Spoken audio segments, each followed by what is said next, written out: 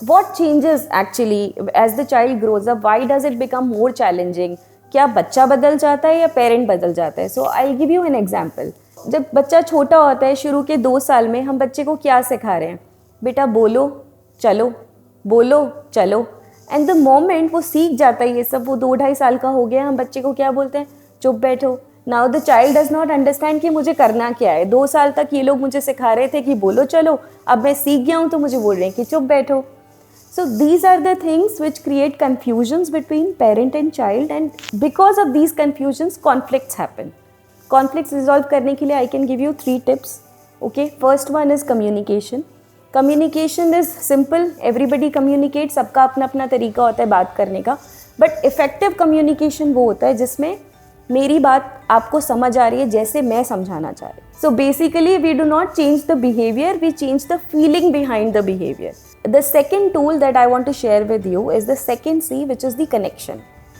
बच्चा जो है अपनी चीज़ें पेरेंट के साथ शेयर नहीं कर पा रहा है. बच्चे को समझ नहीं आ रहा कि मैं किस तरीके से कन्वे करूं कि मेरा पेरेंट मेरी बात समझे, और पेरेंट को समझ नहीं आ रहा मैं किस तरीके से पूछूं कि बच्चा मुझे सब कुछ बताए या बच्चे को मेरी बात समझ में आए. So there is a lack of connection, and for that we usually recommend a connection ritual.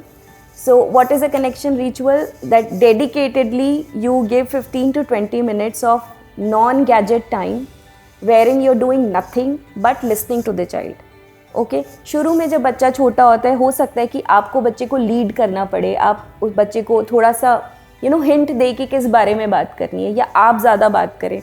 But as the child grows, you need to just stop talking and start listening.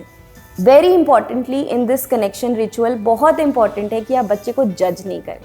So जो next C है जो मैं आपके साथ share करना चाहती हूँ is C for control. सबको अपनी अपनी लाइफ पे कंट्रोल चाहिए, right? For a small child, a control would mean different things.